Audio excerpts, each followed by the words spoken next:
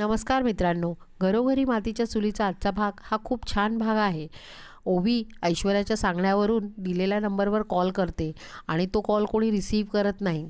थोड्याच वेळानंतर तिला समोरून कॉल येतो आणि तो त्या खेळ खेळण्यासाठी स्वतःचा मोबाईल लागणार आहे असं सांगतो.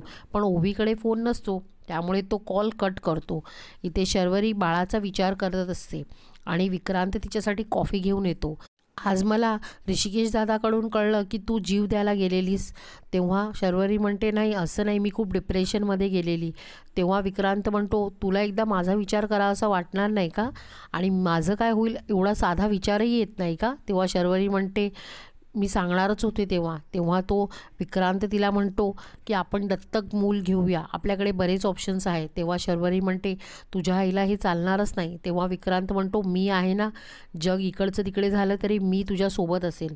तितक्यात शर्वरीला जानकीचा कॉल येतो आणि शर्वरीचा मूड बऱ्यापैकी छान असल्यामुळे जानकीला जरा आवडत असते आणि ती उद्या व्रतसाठी देवळात भेटायला तिला बोलवते आणि हे सगळं ऐश्वर्या मागून ऐकतच असते. की इथे विचार करत असते की तिच्या फोनवरून हा दुसरा नंबर कोणी डायल केला. ती ऋषिकेशला पण विचारते. ऋषिकेश म्हणतो नाही.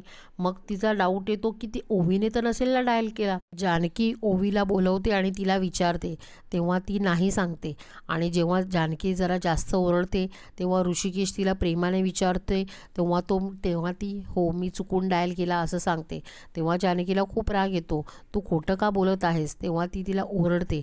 तेव्हा ऋषिकेश जानकीला समजवतो की ती आता थोडी मोठी होत चाललेली आहे, त्यामुळे तिची चिडचिड होत असेल, त्यामुळे तू तिला सांभाळून घे. आणि आज काय केलंस त्याबद्दल विचारतो. तेव्हा जानकी शर्वरीला उद्या देवळात घेऊन जाणार आहे आणि उद्या व्रत देखील करणार आहे अशी माहिती देते. आणि शर्वरी वंशंचा संसार मी वाचवणार आहे असं वचन आईला दिलेलं आहे असं सुद्धा सांगते. इकडे सारंग ऐश्वर्यासाठी आंबा, चिंच, चॉकलेटं घेऊन येतो. तेव्हा आजी त्याला अडवते.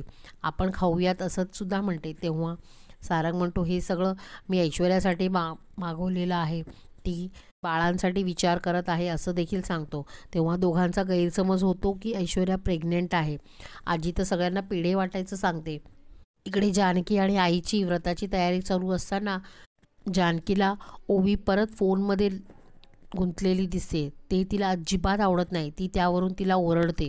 इतक्यात आजी पेढे वाटत येते. तेव्हा सुमित्रा पेढा वाटण्याचं कारण विचारते. तेव्हा आजी म्हणते, अगं ऐश्वर्या प्रेग्नेंट आहे. हे ऐकून आई आणि जानकीला धक्काच बसतो. तेव्हा जानकी विचारते, ही माहिती तुम्हाला ऐश्वर्याने दिली का? तेव्हा आजी म्हणते, नाही, मला बायकांचं काय असतं ते आपोआप कळतं आणि ते मला कळलेलं आहे. आणि ती सारंगकडून कैऱ्या, चिंच, चॉकलेटं मागवते. तेव्हा जानकी म्हणते, हे ऐश्वर्याने सांगितलेलं आहे का? तेव्हा आजी म्हणते, परत परत काय विचारतेस? मी सगळं ओळखलेलं आहे.